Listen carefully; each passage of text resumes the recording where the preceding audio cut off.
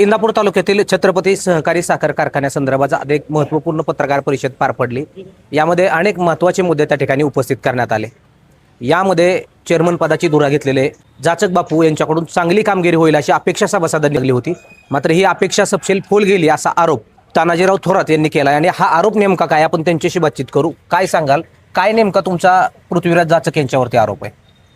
नाही, छत्रपती कारखान्याचे चेअरमन माननीय पृथ्वीराज बापू जाचक व्यक्ती म्हणून माझा आरोप नाही, पण तुम्ही त्या ठिकाणी कारखान्यावर चेअरमन झाल्यानंतर आणि चेअरमन व्हायच्या अगोदर ज्या घोषणा केल्या, काय घोषणा केल्या? शेअरची रक्कम सभासदांना माघारी दिली पाहिजे, महाराष्ट्रामध्ये सर्वाधिक ऊसाला आम्ही भाव देऊ, आणि जी खंडित झाली पूर्वी जी आमची कांड बिल, म्हणजे त्याला आपण खोडके चार्जेस म्हणतो, हे बिलं देण्याची जी परंपरा होती ती परंपरा आम्ही कारखान्यावर सत्तेवर आल्यानंतर चालू करू, ही तुम्ही चालू केलेली नाही। म्हणजे तुम्ही सत्तेवर येईपर्यंत खोटं बोलला, लबाड बोलला आणि सत्ता हस्तगत केली। याला जोडून एक प्रश्न घेतो। पृथ्वीराज जाचकांनी ज्यावेळेस कारखान्याची निवडणूक होते त्यावेळेस कारखान्यामध्ये मोठ्या प्रमाणावर भ्रष्टाचार झाल्याचा आरोप केला होता। 35,000 साखरेची पोती चोरी झाल्याचा आरोप केला होता। आता त्या आरोपावरती तुमचं काय म्हणणं आहे? कारण पत्रकार परिषदेमध्ये तुम्ही सविस्तर ते सगळं बोललात। नेमकं 35,000 पोती नेमके कुठे गेलेत, चोरीला गेले आहेत का, काय तुमचं या संदर्भात म्हणणं आहे?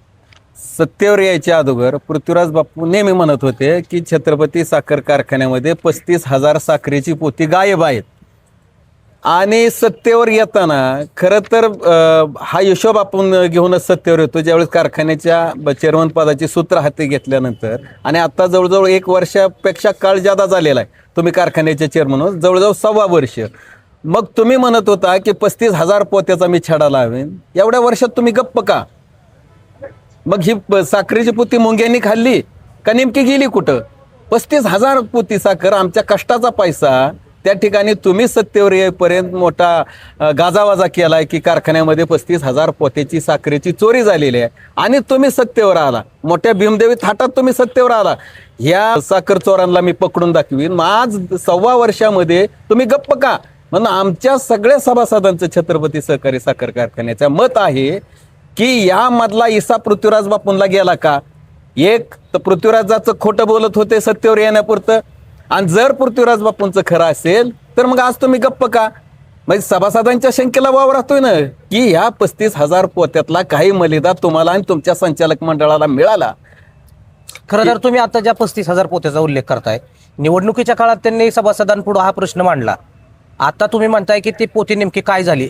मग जाचक बापूंनी लोकांची दिशाभूल केली, सभासदांची दिशाभूल केली, त्यांना फसवून येऊन बापू जाचक हे सत्तेत बसलेच असं वाटतंय? नाही, अर्थातच खोटं बोलून या माणसाला फक्त सत्ता प्रिय आहे। सत्तेवर आला की तुम्ही सगळं विसरला, तुम्ही ना कांडबिल दिलं, ना हे साखर चोरांना पकडलं, किंवा काहीच केलं नाही, किंवा महाराष्ट्रात सगळ्यात सर्वाधिक ऊसाला भाव देतो म्हणून सांगितलं, आणि तुम्ही कारखान्याचा कारभार करताना सुद्धा यशस्वी झाला।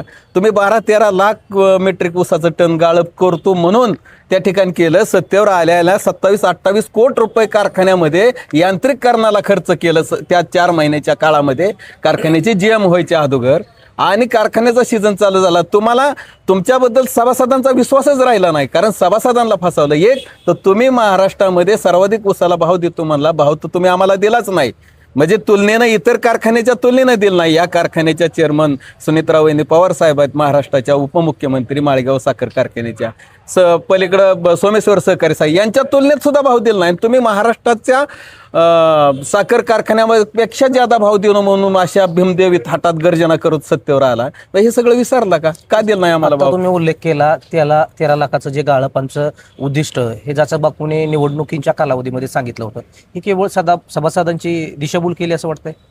नाही, सभासदांचाच विश्वास राहिला नव्हता, कारण एक तर तुम्ही कारखान्यात जोपर्यंत तुम्ही ऊसाचा भाव जाहीर करेपर्यंत लोकांची ओघ लागला होता ऊस घालायला, आणि एकदा भाव जाहीर केला की तिथंच तुमची लबाडी उघडकीस आली की सगळ्यात जास्त भाव देतो म्हणणारे तुम्ही इतर कारखान्याच्या तुलनेमध्ये भाव कमी दिला। मग सभासद नाराज झाले तुमच्यावर, तुम्हाला ऊस घालण्यास प्रवृत्त झाले नाहीत लोक, आणि म्हणून तिथं तुम्ही खोटं बोलल्यामुळं, सभासदांचा विश्वासघात केल्यामुळं, कामगारांना विश्वासात न घेतल्यामुळं कारखान्याचं सबसेल क्रेशिंग कमी झालं आणि यामध्ये हे सगळं प्रशासन अपयशी ठरलेलं आहे. कारखान्याच्या उपाध्यक्षपदाबाबत तुम्ही एक महत्त्वपूर्ण विधान केलं की कारखान्याचं उपाध्यक्षपद बदललं जाणार आहे, ठराविक जातीतल्या लोकांना, ठराविक नात्यागोत्यातल्या लोकांना ते पद दिलं जाणार आहे, असं आरोप तुम्ही त्यांच्यावर केलाय. काय नेमकं तुमच्या या सगळ्यामध्ये नाही, आरोप नाही, ही वस्तुस्थिती. आरोप कशाला म्हणायचं? जर एखाद्याने ती गोष्ट केली नसेल आणि त्याच्यावर आपण म्हणणं मांडलं तर त्याला आरोप. ही वस्तुस्थिती आहे.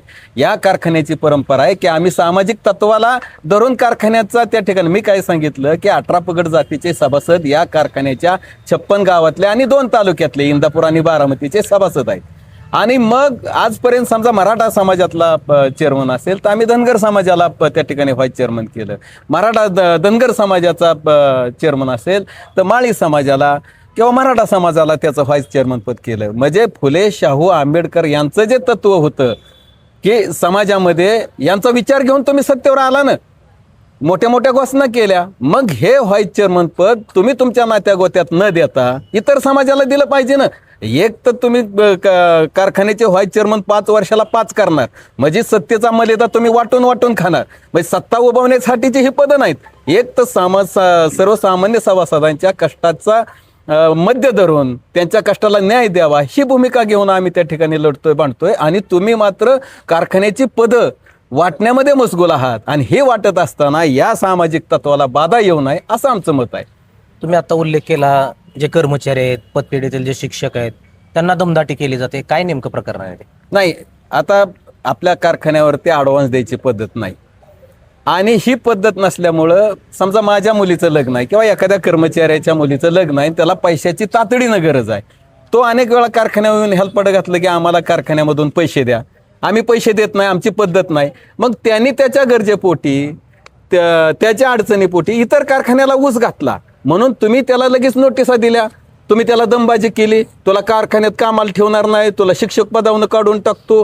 म्हणजे अशा पद्धतीनं एखाद्या सभासदानं, एखाद्या कामगारानं, शिक्षक कर्मचाऱ्यानं जर ऊस इतरत्र घातला तर स्वेच्छा आहे, म्हणजे त्याला कुठं ऊस घालायचा ही त्याच्या इच्छेप्रमाणे ते घालू शकतो. इतर कारखाने तर जास्त भाव देत होते, तुमच्याकडेही घातला असता, पण तुम्ही ह्याला जोडून मला एक प्रश्न घ्यायचा आहे. जर कारखान्याचं गाळप वाढवायचं असेल तर मग सभासद असतील किंवा इतर जे काही आसपासच्या परिसरातील नागरिक असतील, सभासद असतील, ह्यांनी कारखान्यालाच ऊस घातला पाहिजे असा आग्रह देखील त्यांचा असावा.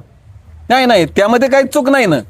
त्यामध्येच मी काय म्हणतोय, हे सगळ्या सभासदांनी केलं नाही. एकाच दुसऱ्या कर्मचाऱ्याने जर त्याच्या अडचणीपोटी इतरत्र ऊस घातला तर त्याला तुम्ही लगेच नोटिसा पाठवताय, त्याला दमबाजी करताय, तुला कारखान्यात इथं ठेवणार नाही, तुला कामावर ठेवणार नाही, तुझं सभासद काढून देऊ. म्हणजे ही लोकशाहीची भाषा नाही ना.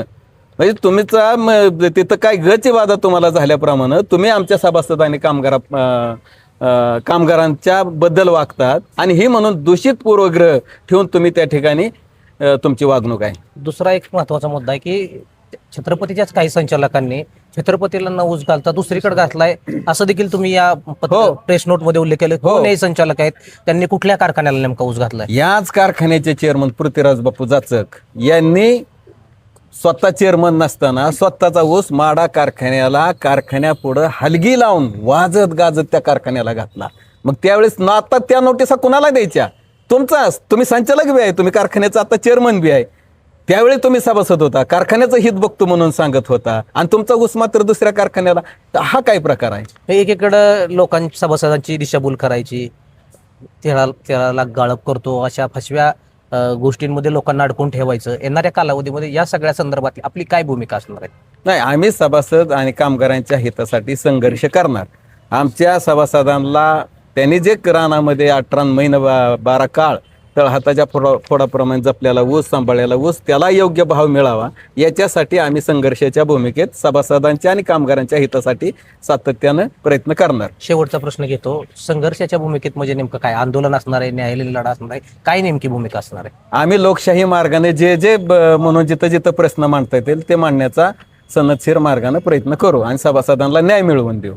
तर नक्कीच हे होते भारतीय जनता पार्टीचे किसान मोर्चाचे पुणे जिल्हाध्यक्ष तानाजी थोरात. पृथ्वीराज जाचक यांनी चेअरमन पद सांभाळल्यानंतर सभासदांना जी आश्वासनं दिली होती ही आश्वासनं सबसेल फेल ठरलेली आहेत. 35,000 साखरेची पोती चोरीला गेल्याचा आरोप पृथ्वीराज जाचकांकडून निवडणुकीदरम्यान करण्यात आला होता.